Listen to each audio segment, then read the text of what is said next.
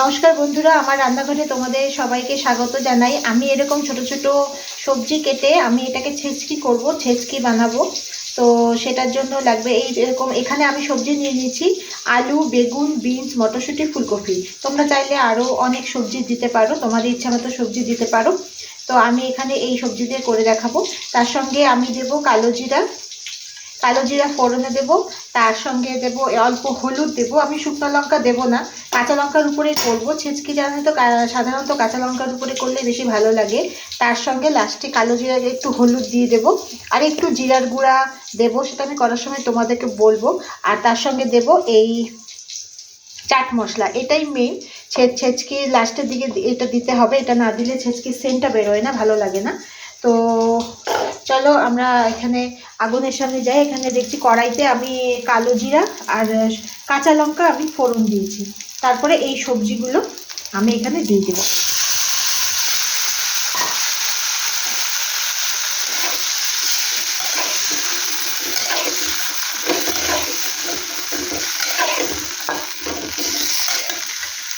আঁচটাকে একটু বাড়িয়ে দেব, একটু বাড়িয়ে দিয়ে এটাকে ভালো করে ফ্রাই করবো।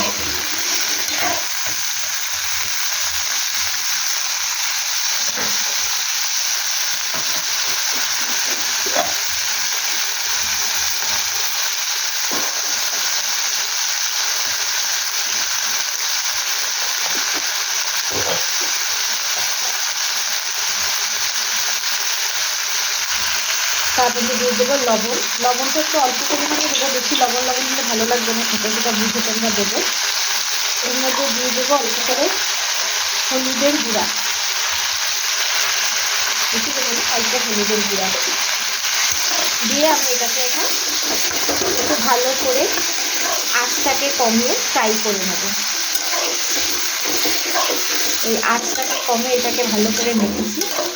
মাখার পরে এইখানে দিয়ে দেবো অল্প করে জিরার গুঁড়া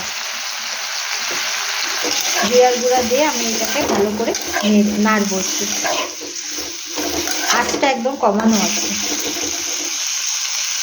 এটাকে নেড়ে এটাকে একটু ভালো করে আঁচ কম আছে এটাকে ফ্রাই করতে দেবো।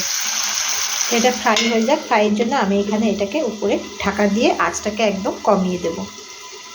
এই 5 থেকে 6 মিনিট আমি এটাকে ফ্রাই করতে দেব।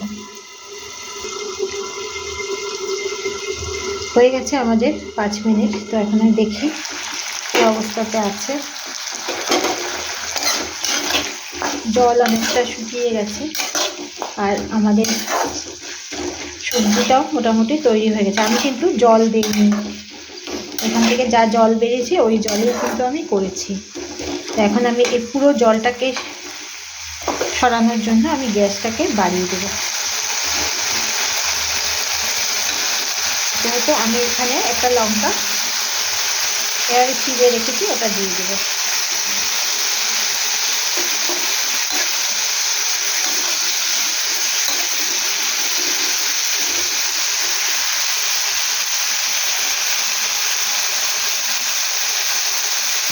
এটা আর কিছুক্ষণ হবে, বেশিক্ষণ না, 1 মিনিট মতো এটাকে একটু নাড়াবো। জলটা শুকিয়ে গেছে, শুকানোর পরেও আমরা একটু এটাকে নাড়াবো। একদম সিম্পল রান্না, খেতে ভীষণ ভালো লাগবে গরম গরম ভাতের সঙ্গে। একবার খেয়ে দেখো তোমরা, খুব ভালো লাগবে। এটা আমার হয়ে গেছে। এখন আমি এখান দিয়ে এই চাট মশলাটা আমি দিয়ে দেবো পরিমাণ মতো। যতখানি দরকার পড়ে ততখানি চাট মশলা আমি এখান দিয়ে দেবো।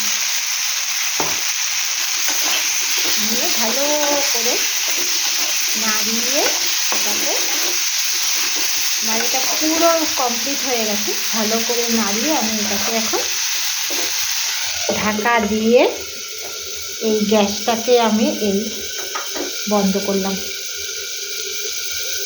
আমার এই ভিডিওটা যদি ভালো লেগে থাকে তোমরা লাইক, শেয়ার আর সাবস্ক্রাইব অবশ্যই করবে। আমি তোমাদের লাইক, শেয়ার আর সাবস্ক্রাইবের অপেক্ষায় থাকবো। তোমরা সবাই ভালো থেকো, সুস্থ থেকো। আজকের জন্য টাটা।